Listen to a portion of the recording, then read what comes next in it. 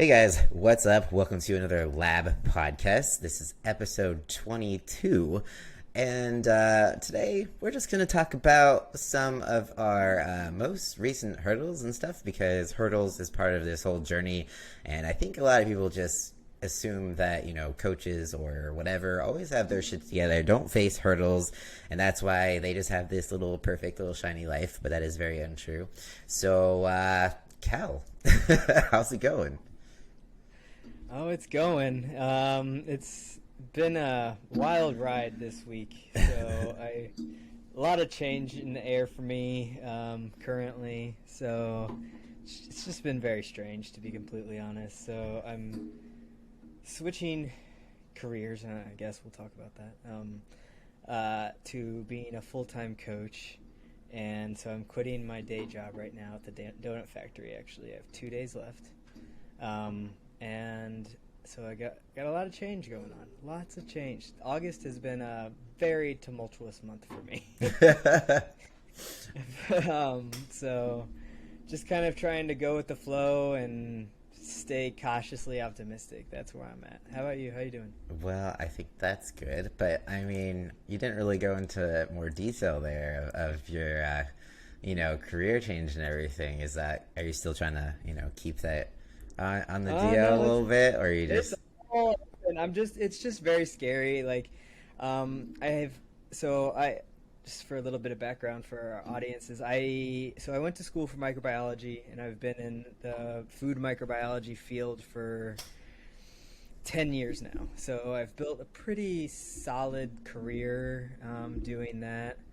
And like I have a ton of student debt from all of my education still, and um, I just realized kind of like I was not passionate about it and at all, and I hated going to work every day. And I don't know if it's like the pandemic and just kind of getting older. I'm like my mid 30s now, and yeah, I know that's not super old or anything, but it's just like reevaluating things to like if I died tomorrow, would I be okay with what I've done? Like, or should I take the leap? Like, I've been talking about wanting to own a gym for 5 years, and I've never taken a step towards it other than like kind of part-time coaching on the side and doing bodybuilding and stuff. Like, it was always just a hobby, and I just one day I was just like, I'm tired of hearing myself bitch. Like, if I'm not gonna take steps towards trying to make my dream happen,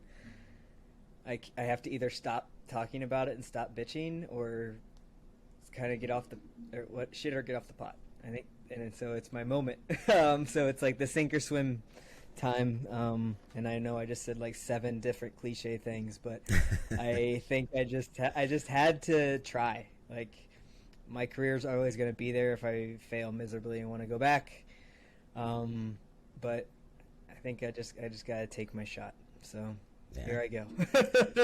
No, yeah, and it's one of those things that it's worth the risk, right? Because I feel like another cliche thing to say is, which is riskier, staying where you're at or, trying something new that you love, right? And I think there's always that what if, and I had to go through that same situation, quitting my day job to become a coach full time. And yeah, that was scary as hell. And I think the massive benefit that I had when I left was that I didn't make much money to start, right? I was making around $1,200 a month. So Uh-huh. when I left because I started making $1,200 a month via coaching, right? Mm-hmm. And then I was like, why am I still going to work at 5:30 in the morning? I'm making just as much money, so I think I'm gonna quit now. And yeah, so I didn't have a lot of money, so I wasn't missing anything. I didn't have this like, okay, I need to start like making sure to cut expenses. It was literally like the same. So that Yeah. was like my major, like it sucked, I didn't make much money, but it kind of was a benefit in the moment, I guess you could say. Right. Like, for me, in like not like, I do make pretty good money at my job right now, and but it's like at what cost am I making that? So like when I sat down and looked at the numbers, like I have to commute for like an hour total every day, and with gas, and I drive a pickup truck, like that is when I calculated it was like $450 a month I spend on gas just commuting, because I don't really go anywhere other than to work in the gym. And so I'm like, well, there's $450 right back in my pocket. Yeah. Because I can ride my bike to my gym. It's 2 miles away. So it's like not even a very exciting bike ride. And I was on call at all times. If the factory was open, I was on call. So I could get called at any moment and have to either be at work or be able to handle a situation over the phone for work.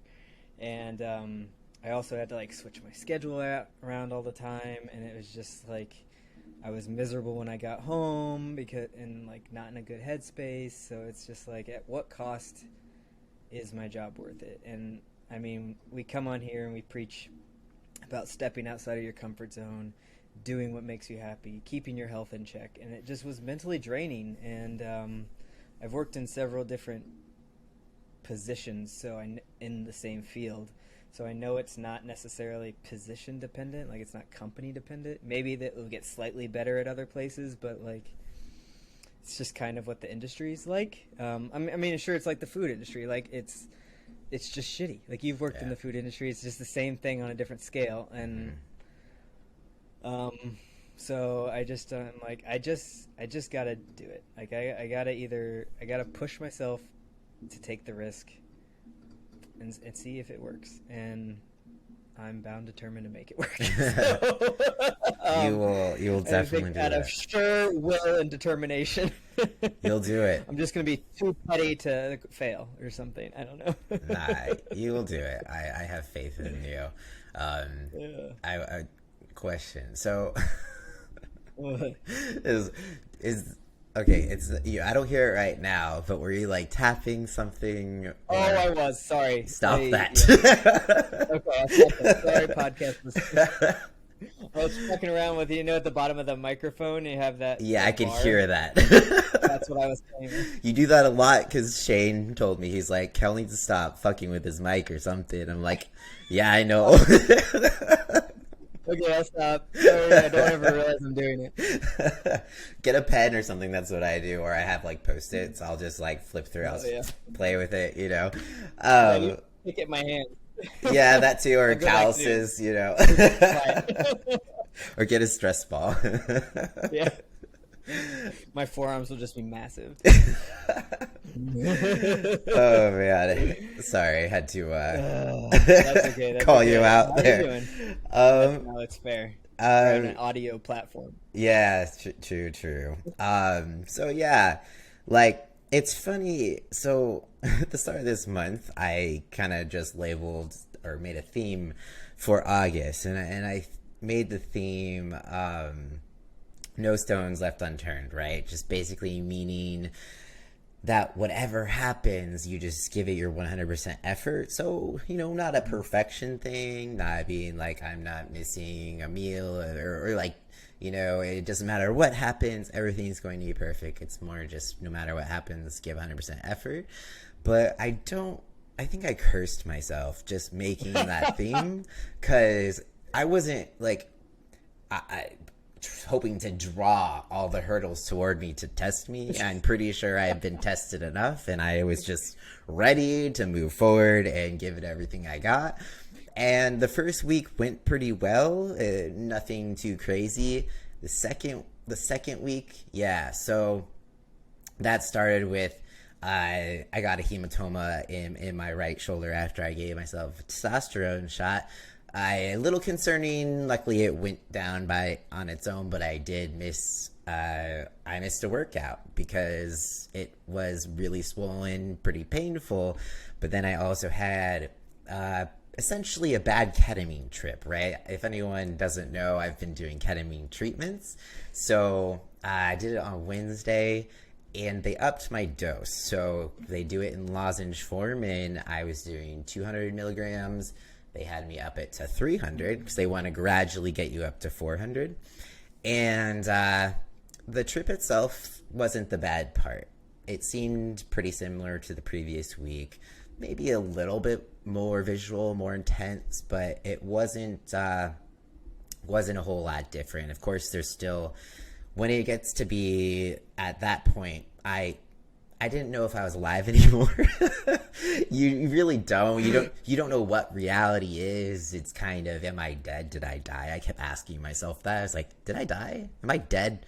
And I kept saying dead. I'm like, what word is that? Oh. And I was like up in my old house in Colfax for a bit. That was like the more visual dreamy type of thing. And I couldn't picture my current house. And so I wasn't sure I actually ever moved here. And I was trying to picture it. Couldn't do it. So I legit thought I was up in Colfax still, which is kind of hilarious because then it almost burned down like a few days later. It's crazy. But maybe it's a premonition. I don't know. So Maybe you're a psychic. Maybe, I could start offering those services along with coaching. You just have to be so stoned. I can totally tell the future, but You have to no. trip balls. Yeah, or I could just be like, accuracy not guaranteed in the small writing in the bottom. But yeah, so I was so out of it. I couldn't wake up. That I was in this trip-induced state for so long. They gave you like a 2-hour playlist on your headphones to listen to. The music stopped. That should have been my first red flag. But I just thought it was some sort of accident. And I was so out of it. I was trying to think of, how do I get the music to turn back on? Because I was conscious, but not really. Somehow I managed to grab my phone off my nightstand and like look at it. And when you look at a screen, when you are tripping, it's all like bubbly, like bowed and distorted. And so I was like looking at it and I pushed the play button. I didn't even care what playlist it was playing at that point. I just needed music. So I managed to get the music playing again.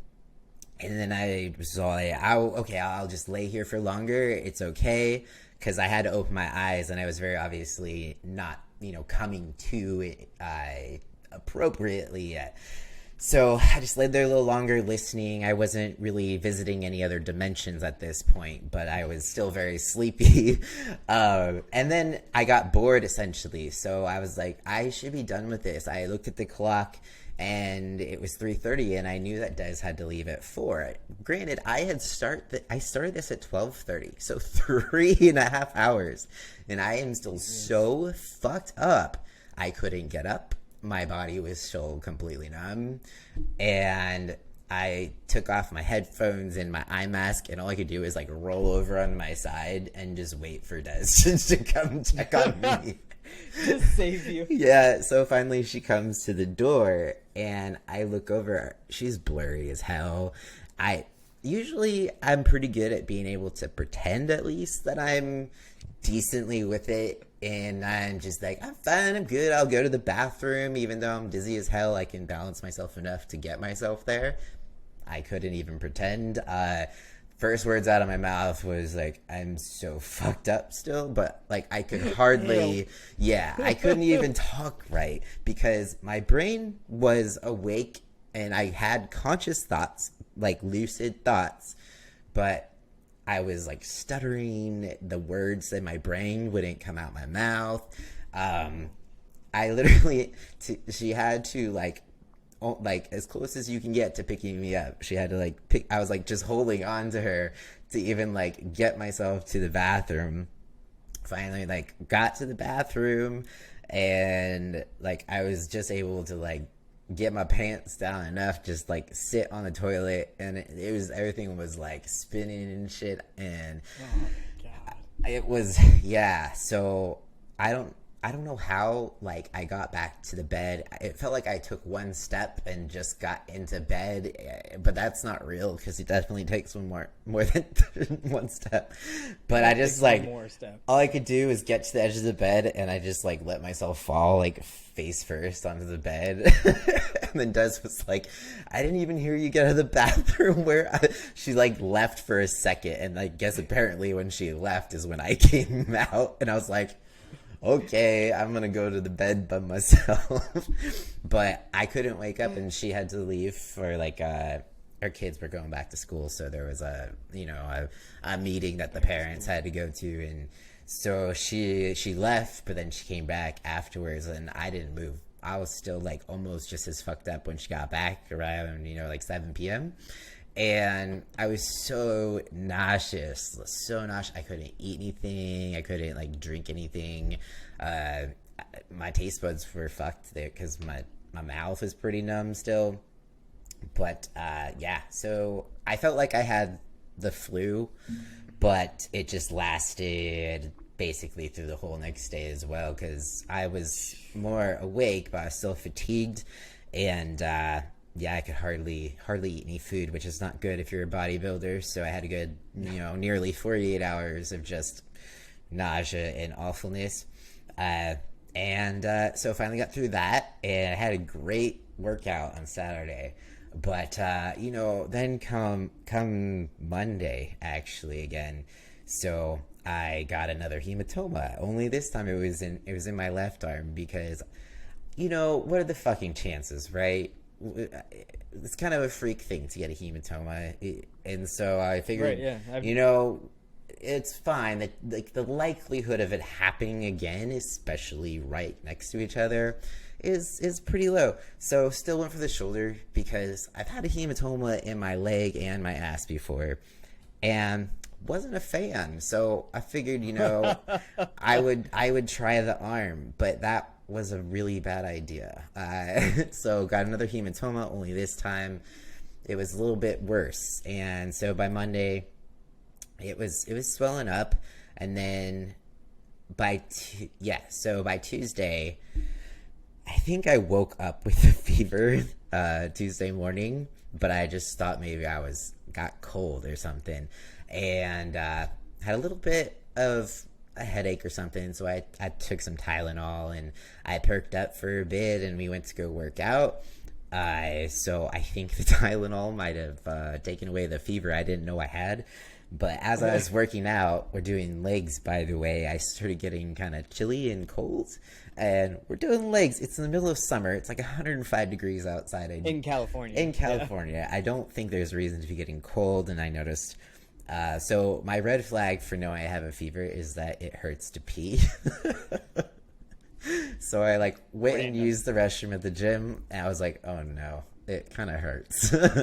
And I sat on the leg curl machine, and my back hit the seat, and it was like ouchy, and it was cold, and then in my brain I'm like, I think I might have a fever, but I didn't say anything because I didn't want to freak Des out.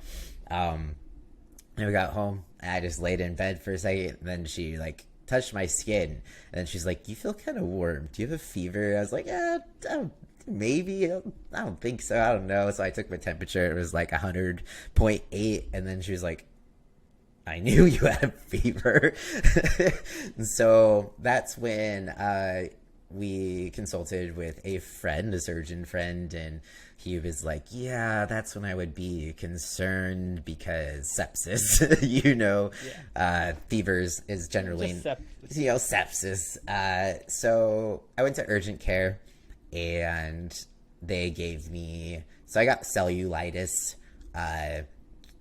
Basically, I don't know how it all happens, because I'm not a doctor, but I got cellulitis, and apparently you can get sepsis from cellulitis, which I didn't know. I just figured it was like, oh, it's surface level, right?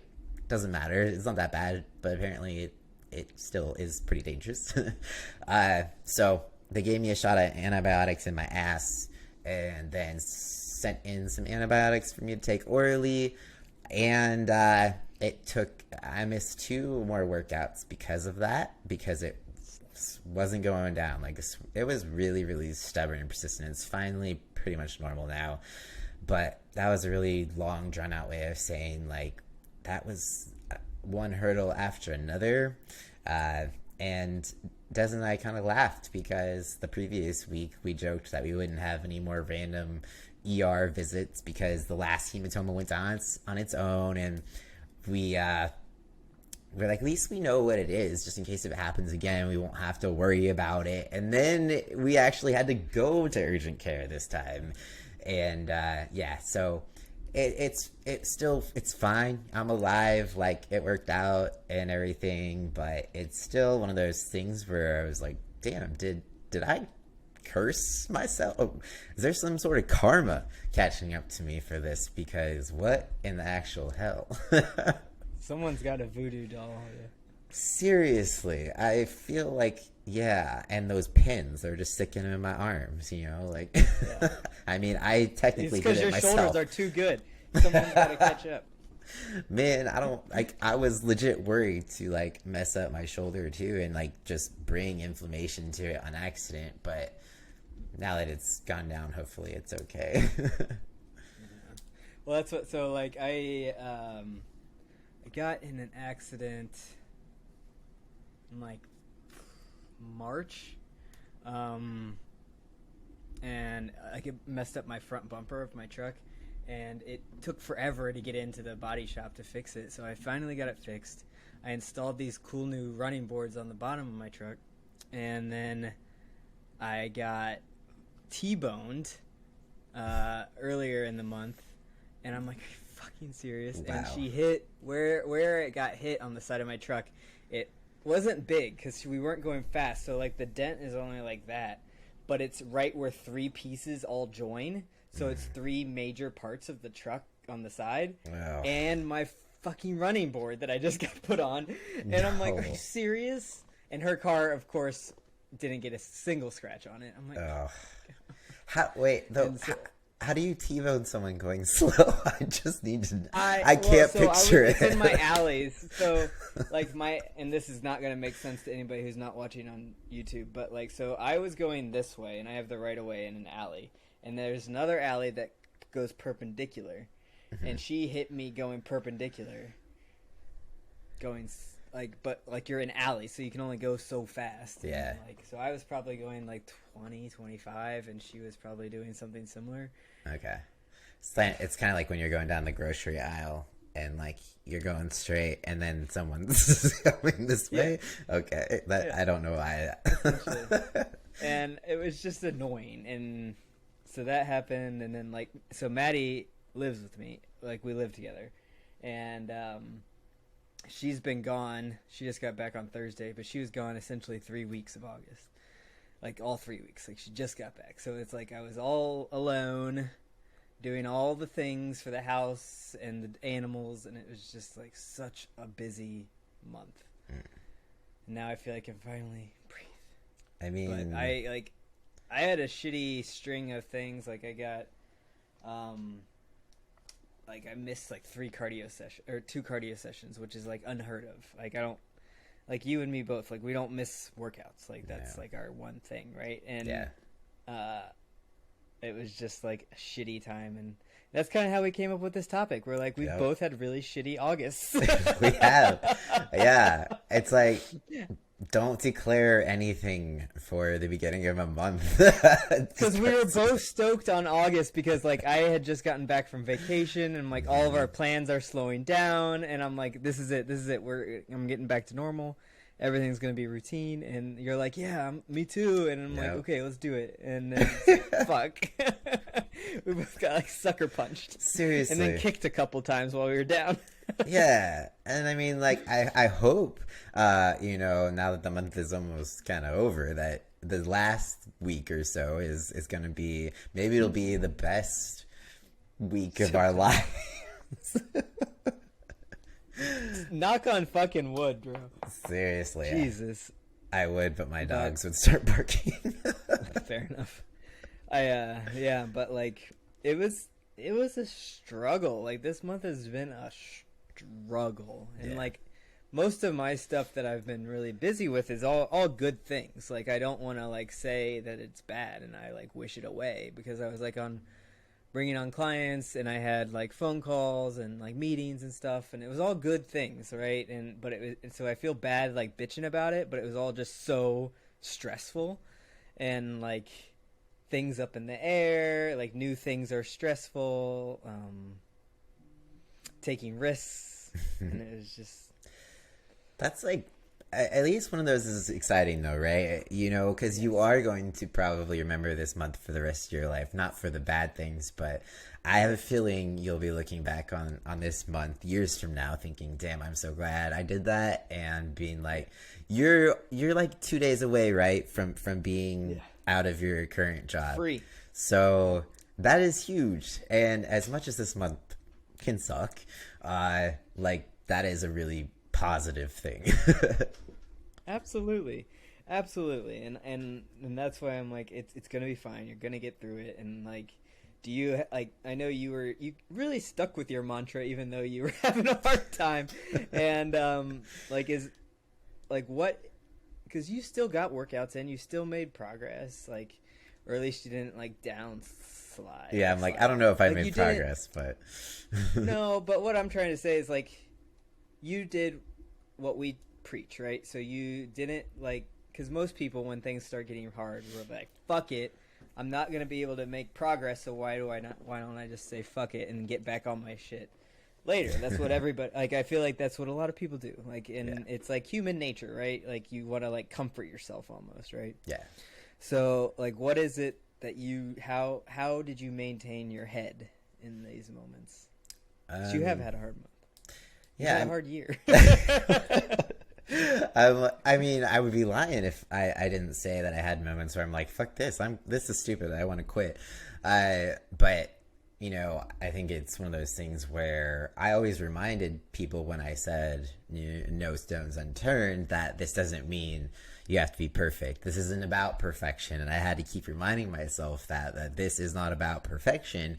You can't let that be the enemy of good. And even though I've missed more workouts this month than I've missed probably the whole year, which is even though it was only 3, I really very rarely miss workouts. So it, I just had to keep telling myself, don't let perfection be the enemy of good. Don't be that person. Don't think that you got to like throw everything out and it's not good. It's just, I had hurdles thrown at me, but in those moments of hurdles, there's nothing that I could do. There's nothing like that was in my control that I could do better. I just had to focus on what I could control, and it sucked for sure. But I knew basically I didn't have a choice. I knew that's what I had to do. Right. Well, and I think that's kind of the way I thought about it too, because it's like, kind of the way I think about it was like, just do what you can. Do what you can. Do your 100%. And it's almost like you were saying, like, it's like no stone left unturned. Like, it doesn't matter that you can't do everything, but you're doing everything that you can control, right? Yeah. And it's just that whole thing of like, well, don't fucking give up. Like, you don't quit. You don't quit. That's like the one thing you can stay like hang your hat on almost. Like, Yeah. I don't know, that because that's kind of what I said. I'm like, well, just keep going. Just keep pushing. And Yeah.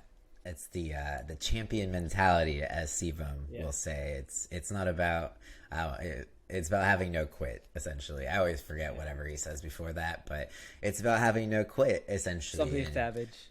Yeah. Yes. I feel like I feel like a lot of times I literally still have that clip saved on my computer because I have to refer to it constantly.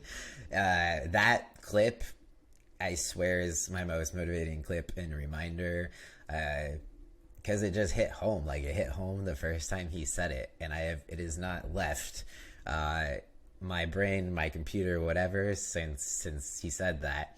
So maybe that's another little tip. Have a little reminder somewhere, whether it's a video clip or something you found inspiring. I also have this other clip it's on this channel. It's a Jay Cutler inspirational, motivational YouTube video where, because I have, appetite issues pretty regularly, and it's all about eating. So it's Jay Cutler talking about the importance of eating to grow in bodybuilding and how he approaches it. And so that helps me stay motivated as well. So little tips there to have in your back pocket. I know, like, I know I've seen it on a million t-shirts. I'm not really sure who said it initially, but it was this big thing that everybody has determined is toxic now, but I still lean on it a lot and said like no one will outwork me. And it's just like, because that's something I've always prided myself on, was like, I can work. Like, I don't care. Like, I'll just keep working. Yeah. And it's just that, like, I don't care if I have to get up at 4 and do something before work, and then I immediately get back to it after work. Like, I don't care. Like, I'll just do it, because that's what I do, is I just keep going. Yeah.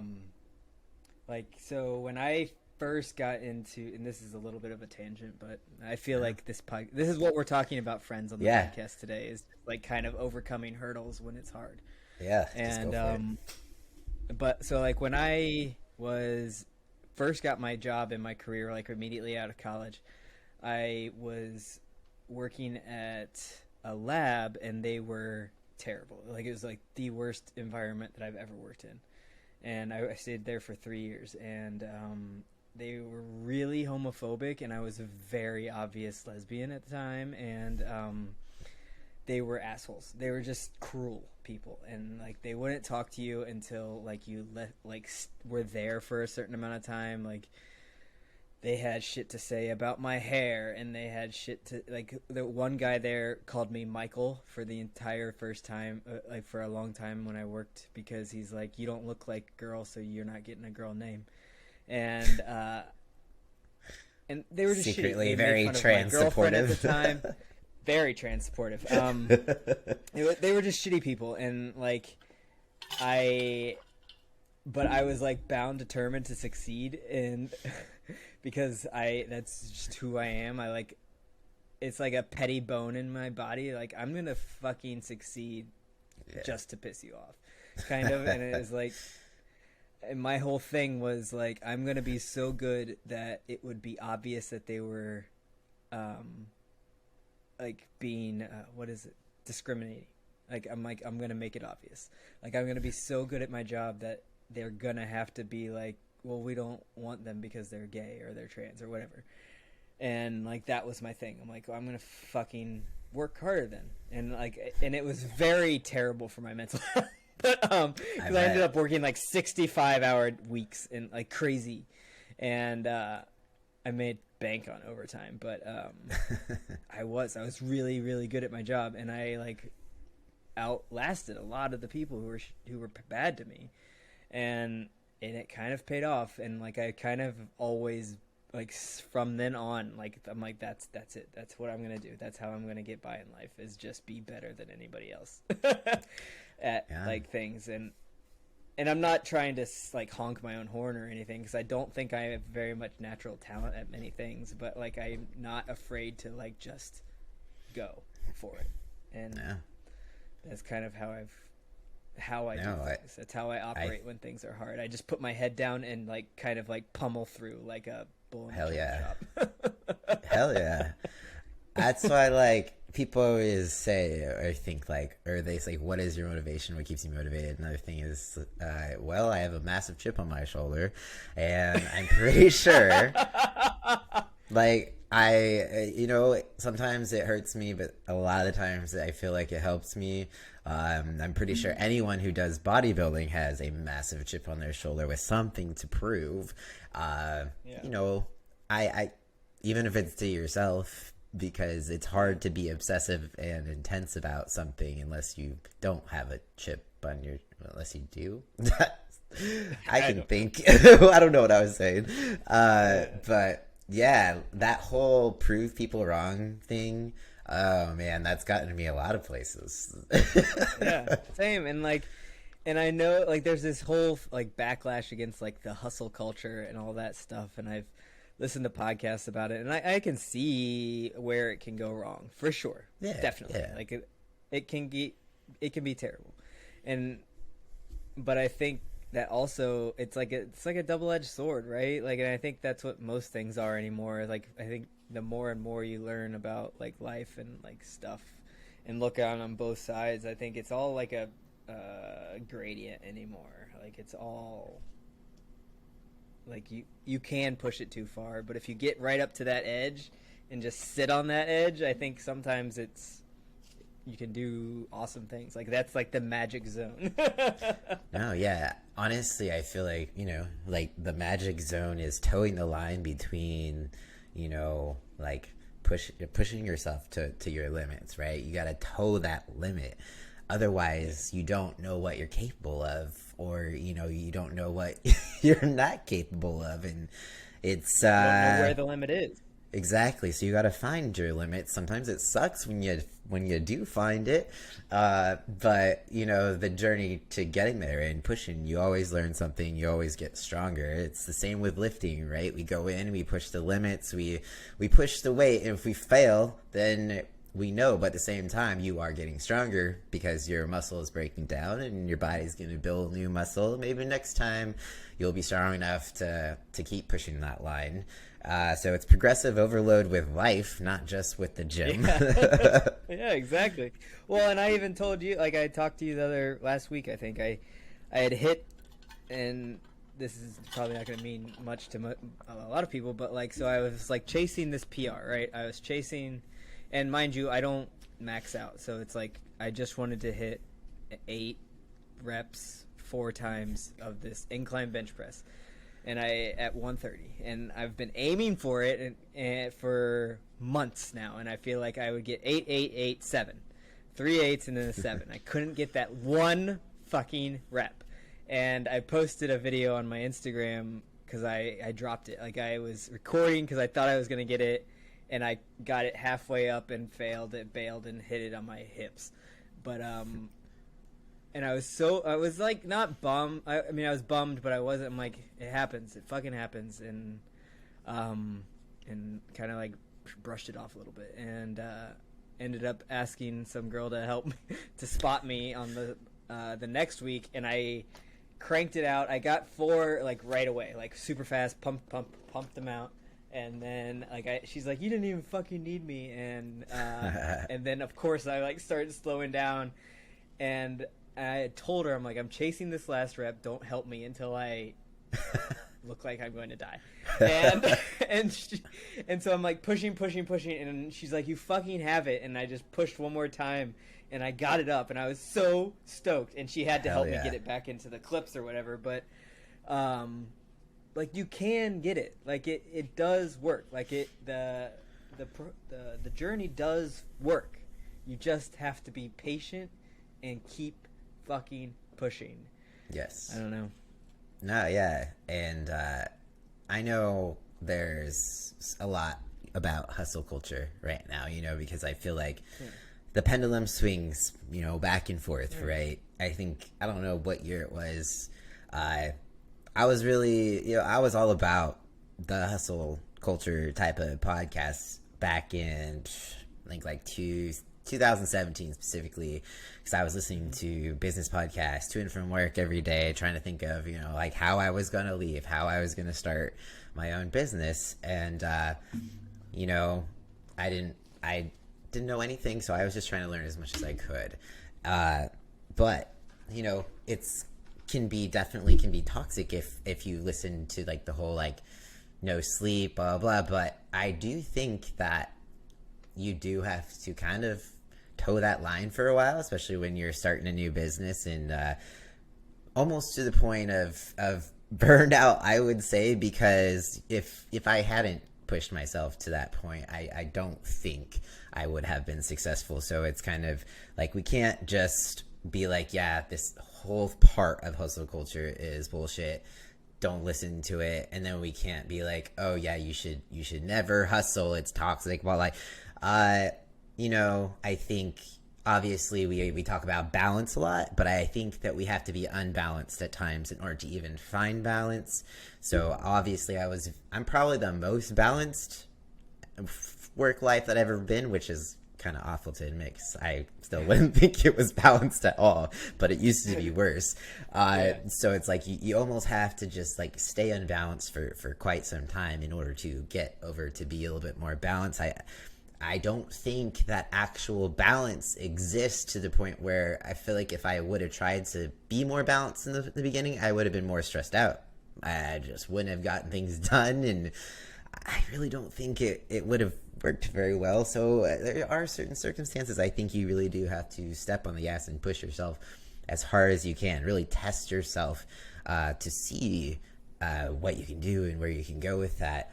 But that being said, of course, rest is really important because you don't want to actually burn out because that sucks. And yeah, like I push myself enough. I'm doing fucking ketamine treatment, so don't do that. Well, and I think so. I have two things. Like, so first off, I think there is a way to make it toxic, as there is a way to make almost everything in life toxic, right? Like, even you can even have too much water, right? Like, there is things that everything you can have too much of. But I think as long as you're taking care of your basic needs and like filling up your cup enough so that you're not empty at all times, essentially, right? So it's like what that whole thing of make sure you can't fill from an empty cup. So I think it's at least making sure you have some baseline. But I think also that the way I have like kind of shifted my brain to think about it, and I've been reflecting on this and journaling on it a lot, is as opposed to thinking of it almost as like, because I used to think about life almost in seasons, like, well, this is my season for bodybuilding, this is my redlining time, right? Mm-hmm. And then next I'll get into something else or something, I don't know. But what I've recently kind of shifted to is more like the way you just kind of mentioned that gas, having your foot on the gas. So instead of the way I'm currently thinking about life is almost like in terms of like driving, instead of doing brakes and gas, I want to do almost more, we're either accelerating or decelerating. We're never hitting the brakes. So we're always moving forward, but it can be slow or fast, right? So we're never hitting those brakes. We're not pulling that e-brake because we don't want to stop or go backwards, but we do want to maybe modulate the speed in which that we're going for it, right?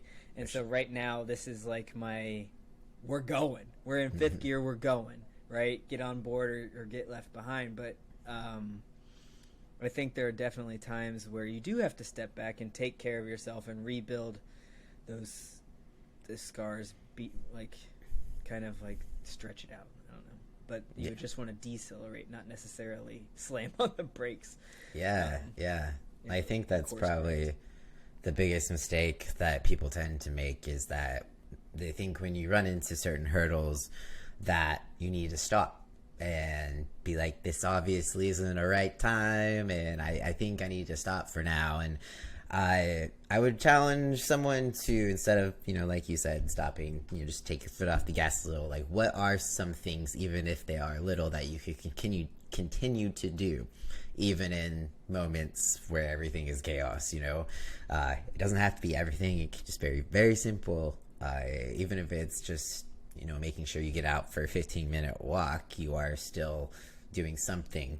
If it's a fitness related thing, I don't know, maybe it's a work thing. Or if like you're injured, or you're gonna maybe you're gonna do your top surgery or a hysterectomy or something, like you have a lot of stuff like that you can't necessarily work out. You can still walk, you can still watch your nutrition. There's other things you can do that would make it so you're still making progress to whatever goal you're doing without doing it like falling up. Have you ever ridden a motorcycle? I have not, technically, no. So I got my motorcycle license like 6 years ago. And when I was first learning how, I did like the classes through our Ohio Department of Transportation. And I remember when I was when you're learning how to like operate in like small, we had to do this little circle and like a tight circle on our motorcycles to pass the class. And it's like super hard because you can go fast and do it, and like you can be smooth, but you're doing so much and you're so new, like you would want to go slow. But if you go too slow, you fall off and like your bike will tip over. So you have to maintain a certain level of speed to keep going, to like stay upright, right? So I think that was like a really good metaphor for me. It was like, yeah, you can like do a lot of things and might want to slow down so you can get them all down, but you have to keep that pedal, like you have to keep gassing it or it's gonna stop and you're gonna fall, right? And that's not what you want. So that's a good analogy. I feel like it's still so strange to me when I think about motorcycle versus car. I don't do motorcycles because I can't fall off my car driving, but motorcycles, you could literally fall off. Can you imagine just falling out of your car? That is what happens with motorcycles. You fall over on the freeway. It's awful. And then I just imagine myself as a child, having a hard enough time applying the brakes to my bike. A motorcycle, eventually I learned, obviously, but I did hit a parked car with a bicycle before when I got the handbrakes for the first time. Yeah, it was awful. So that has nothing to do with what you just said. I just decided to be stupid. It works. You still gotta, you just have to keep, in order to keep balance and upright, you have to keep going. And another right one, into a car. Right into a car. Well, my other I love a good metaphor if you can't tell, but so I have a shark on my arm, right there. Yeah. I like sharks a lot, but the reason I got the shark on my arm in such a visible spot was because how their gills work. If they stop going forward, they'll suffocate and die. So it doesn't matter. They can't reverse and they can't stop swimming forward, or the water won't go through their gills and they can't breathe. And so that's why I got my shark tattoo. That's awesome. I like that. What if they can they hold their breath like we do? I do not know that. But, hold in the gills and then reverse. All I picture is that beep, beep, beep. Sharks just backing up. And I also don't know why their fins are where my ears are. But because that's where they would totally be, right? Oh man, no, that's awesome. That's deep. I wish my tattoos were that deep, but they just really aren't. It's deep in the ocean. Oh man. Well, do we have any other tips for people when they hit hurdles? We've talked about injuries a little bit. Oh yeah, that's another thing I forgot to mention. I had so before my ketamine trip, I had my knee appointment, and I feel like this is what didn't have a great mindset going into the ketamine thing. It's actually, I'm lucky that the trip wasn't awful, but part of the trip actually involved my doctor's appointment where I didn't think it was real. I was like, did we go? Did that happen? So had a doctor's appointment for my knee. It was a follow-up from the previous one. He had told me to do physical therapy using the Graston tool.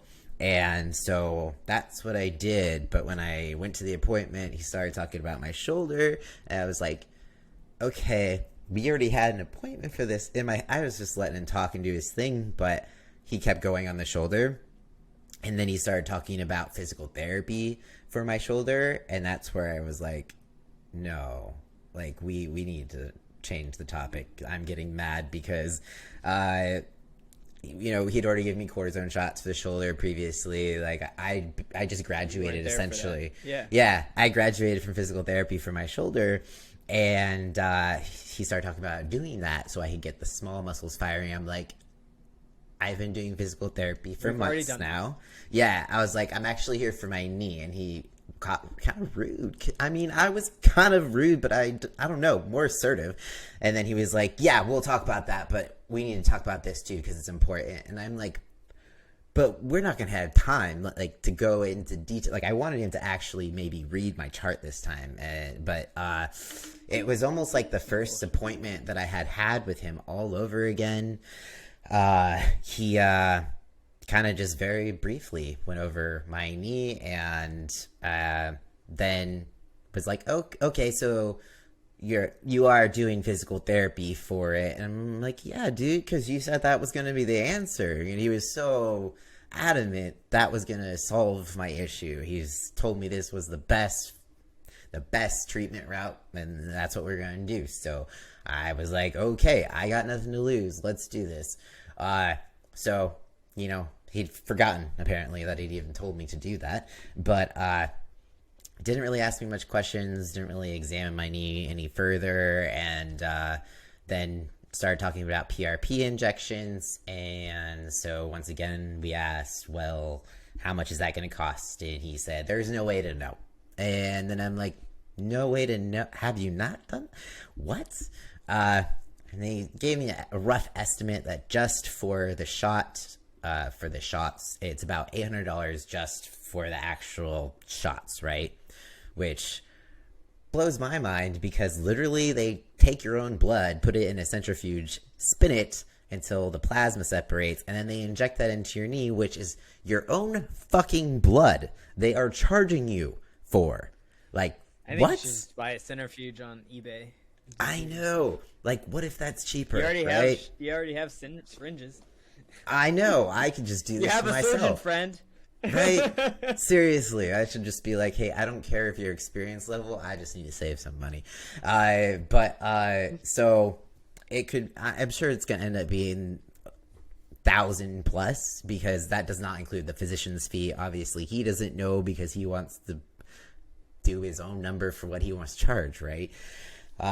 So he's going to try to see if insurance will cover it, but we already know that it's not going to cover it. So my last doctor tried to get it covered, was supposed to submit an appeal, never submitted the appeal, so I was waiting for months for nothing. So when we brought up that we already tried to get it covered, and I was like, but he didn't send an appeal, so I was kind of just waiting around. He's like, oh, that doctor can do it. That's fine if you already got the stuff started with him. It's fine if he does it. And I was like, what? No, like, this is why I'm here with you, because he didn't do fucking shit. And I came to you, one, because I moved, two, because, hello, I need a second opinion because it had been 8 months of nothingness with this other doctor. And now it's just continuing to be nothingness except for the PRP, which I will have to, I don't know how much it's going to be, but I don't have another option. This isn't like a surgical option really. But also, but the thing that is most confusing is, so my last doctor did an MRI. On the MRI report, it says partial patella tear, right? The other doctor showed me my MRI, showed me the partial tear, and he measured it. It's about 7 millimeters, I think, which you wouldn't think would be that much, but when you consider the actual like width of your tendon, it's not that wide, so 7 millimeters still going to cause some pain. So it's like partial tear, but then also tendonitis surrounding that. So I saw with my own eyes the partial tear. This doctor literally showed it to me. This doctor, he's like, it's not torn. It's just got a lot of bad tissue around it. But he failed to actually look at the image that the radiologist marked as to which images show this tear. He keeps showing the same side view one. It just shows tendinopathy, right? Just bad tissue. And so I'm thinking in my brain, like, you have not even actually reviewed the MRI report or the whole MRI in general. He very obviously didn't pull it up. And I also had this hematoma on my shoulder that he was talking about already. And he asked me how it was doing. And I'm like, well, normally it's feeling pretty good, but I got this thing right now. And I was like, I got it's swollen because I did a testosterone injection. And he was like, why are you doing testosterone injection? You have low T? And I was like, I'm trans. And he was like, oh, okay, I get it. And like, that's all. And so very obviously he has not looked at my chart. It's all over my chart. Like, testosterone's in my medications list. And so I was like, what is wrong with, I don't know. That was a very long way to say. Apparently just suck. Seriously. I mean, except for my primary, but like, I don't, surgeons, I guess. I don't know if it's just this COVID thing, but yeah, so it's going to be, I've been dealing with this for a year at this point. I didn't get seen until November, but I definitely had been dealing with this for a second and until it got bad enough where it got excruciating. And then I was like, okay, I guess I should get it checked out. So yeah, I just feel pretty hopeless. And that's been another hurdle, trying to like wrap my mind, get through the mindset hurdle, which can be really hard because the pity party is very appealing, So yeah. Fucking sucks, man. I Yeah. would want to rip out all of my hair. Yeah. I have definitely wanted to on numerous occasions. So yeah, it just feels like honestly, there are times where just like, it's the universe telling me I shouldn't be a bodybuilder. You know, like I was talking to Des and just kind of like, are these the signs I need to be listening to, or is this like a test? You know? Right. Yeah. Yeah. I mean, it just sucks, and it is. It's so it makes you like think so hard and like so long, and I don't know. I think you just gotta remember your why, and remember it's not gonna be forever. It just feels like it. Maybe a couple years. Not forever. Maybe a couple years. Yeah. So I don't know. At least my shoulder's doing better though. So I got that as good thing to roll off of. But yeah, the hurdle thing. That's why I think Sebum's I like champion mentality clip thing keeps coming into play, because I'm like, no, you don't have quit, no quit, you can't have no quit. No quit. Quit doesn't exist. No. Yeah. Quit doesn't exist. So yeah, but I think so as a coach, I've worked with a lot of people, and I've worked with a lot of people who quit. And I think that's why I'm just so passionate about trying to tell people that it doesn't have to be perfect. That's why I try to emphasize that, as we kept saying, there's times to push on the gas, times to take your foot off the gas, but less breaks. Let's just go with the California stop sometimes. You just kind of roll through. Yeah, roll through. Well, and the other thing is like rolling, you can still pivot. Like you can still steer, right? You're still in control. What we need to think about is like sometimes like hurdles are something you get over or you go around, right? So there's two choices. Like you have a lot of choices and none of them are going backwards. You can go left, right, and over, under maybe. I don't know. I'm not a track runner, but but like it's never stopping, and I think that's just the point. Like you just have to know if you want it bad enough, you just can't stop. You can do anything but stop. Redirect, change directions, don't give up, and I think that's just thing that you have to remember. Would you ever say that we'll play some maybe devil's advocate here or something? Would you say like there's ever a sign that maybe you should quit? Yeah. I don't know. Like, I don't know about a sign. Like the thing I would think about is like reasons why you're doing it. So like, are you doing this for your health? Like, is this something that is, like, is it a health reason that you're quitting? Like, the doctor's like, you can't do this or you're going to, like, shorten your life. Is that something? That's a good reason to quit, probably. Or maybe redirect, right? Let's change lanes, go a different route. Because, I mean, like, so there's this guy who I used to follow who was a bodybuilder. He never got to be pro, but he had a really bad kidney infection from gear, and he stopped bodybuilding because it like ruined his kidneys. So he doesn't bodybuild anymore, but he still works out every day. He still trains like a bodybuilder. He still kind of eats like a bodybuilder, but like he just changed his goal. So I think that's more, to me, that isn't quitting necessarily, that's changing, which is, I think, a legit thing. Like, I think giving up is different than changing the goal. Does that make sense? Yeah. I think I was also thinking while you're talking about how there are situations where quitting is healthy, because you take your job, for example, right? So it's if you are quitting something for a better opportunity, or to it's beneficial for your health in some way, I feel like that is a good way to know if it's time to quit.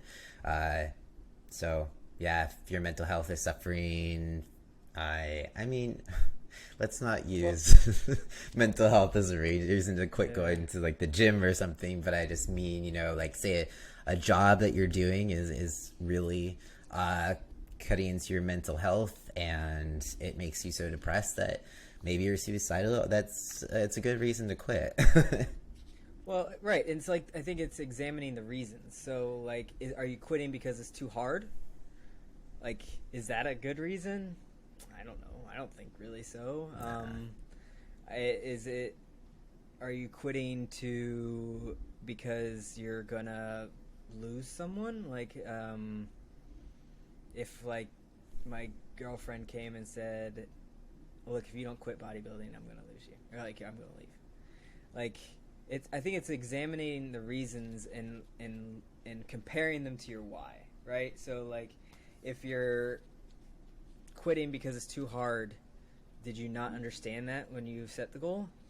Did you like really look at it? Like, so like if you want to go back to like my job example, like I worked in this field and I would say 4 different jobs for every one of them for 3 years except for this most recent one.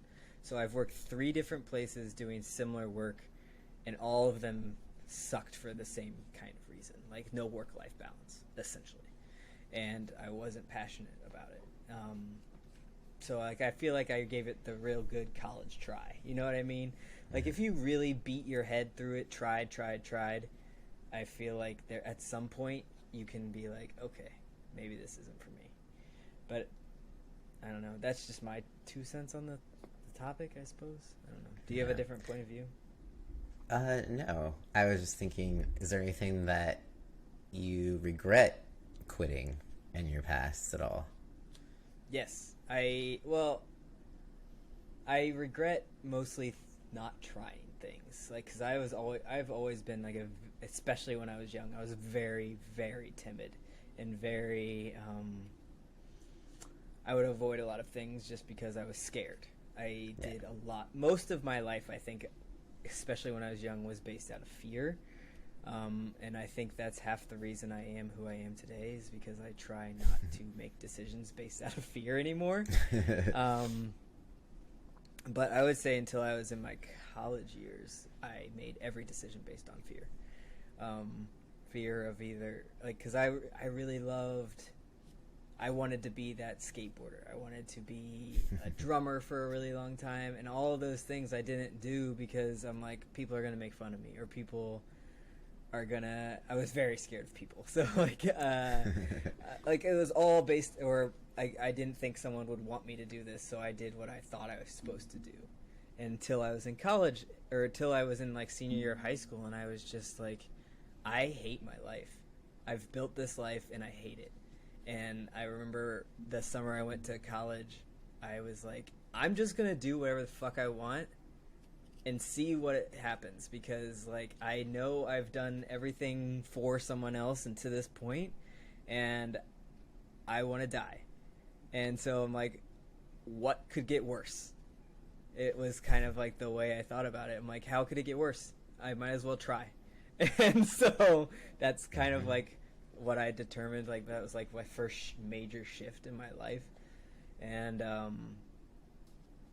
so yeah, I don't remember how I got here, but that's kind of like how I changed a lot of the way I thought about things. Was like, I'm not gonna live my life based off fear anymore, Yeah. and I'm just gonna try, and if it doesn't work, at least I tried. Yeah, no, I like that. I find that when decisions are made based off of fear or scarcity, it never tends to work well. Because it's not So, what you actually wanted to do. hmm yeah, yeah. And So then you're it's not like, giving your full heart into it. You're doing it for someone else. Like, I don't know. Someone told me the other day, like, so if you live your life for someone else for so long, and then that person dies, you're left with a a life that you never wanted, and the person that you did it for isn't even around anymore. Yeah. So what do you got left? Yeah. For fucking real. For real. That's like a good thing to just remind yourself of in general, like when, when you're scared of people's opinions or whatever. Yeah. Like, you only get to live your life. They can have their opinion, but you don't have to weigh it into your life because it'll just make you miserable, essentially. And fuck that. Yeah, like one of the best pieces of advice I ever got was that what someone thinks about you is none of your business. Mm-hmm. And it takes a while for that to like make sense in your head, because you're like, of course it's my business. They're thinking it about me. And I'm like, yeah, but it's not. It doesn't fucking matter. Yeah. It doesn't impact you. Yeah. It doesn't impact, and it shouldn't. Like, yeah. So my friend Molly used to say that all the time, and like, yeah, it's so true. It's hard to grasp, really, because like, I think everyone cares to an extent of what people think. Otherwise, we wouldn't even have social media, right? We would show everything. We wouldn't put our best selves on display if we didn't care. So, I think like maybe the only people that don't care are probably delusional or something along those.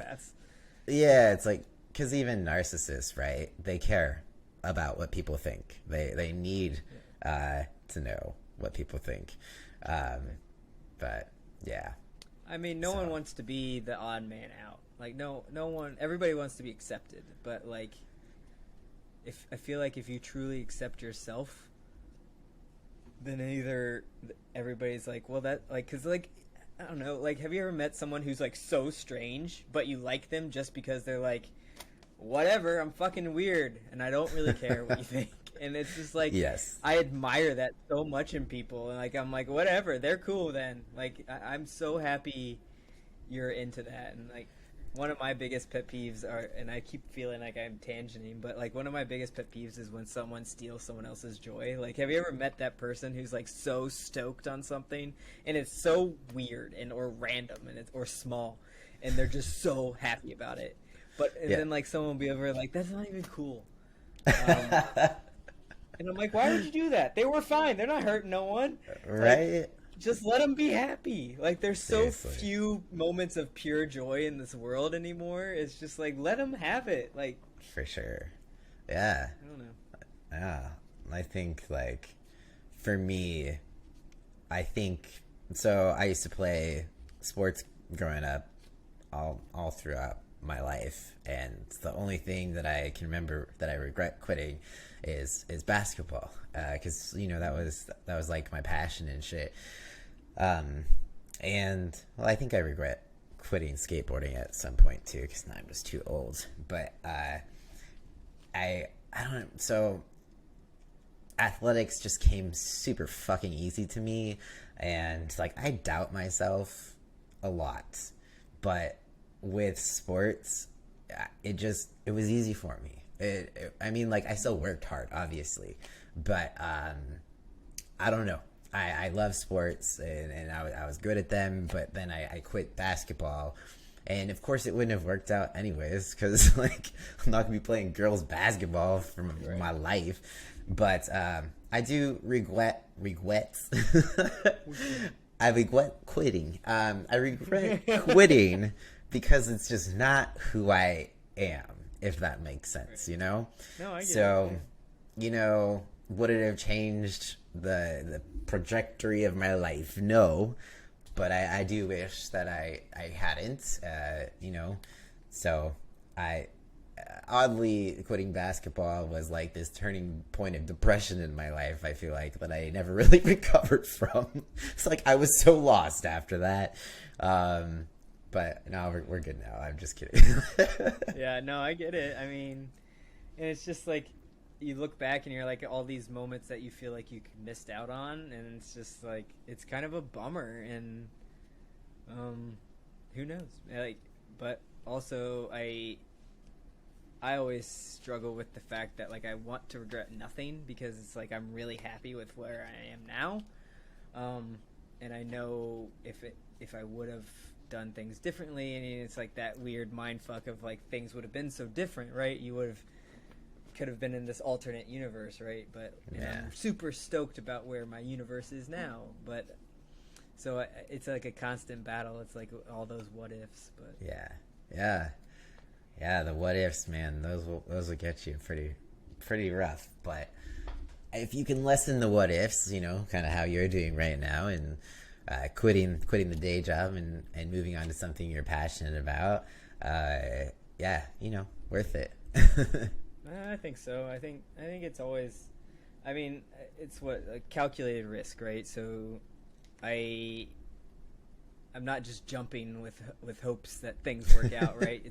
And I don't ever suggest that. So let's just put a break on that one. But I think being smart about approaching it, I think risk can pay off, right? Big risks equal big reward sometimes, but just being smart about it, thinking things all the way through, not making hasty decisions, but also evaluating it, thinking like a scientist, if you will. Yes, I would like to say, I don't know, I did take a calculated risk for sure, but I think I definitely took a less calculated risk when I quit, because it was just I don't know that I necessarily anticipated, but work became too much for me to mentally handle anymore, and I was just kind of like, this needs to be over, and I'm going to end it, and whatever happens, it's gonna happen.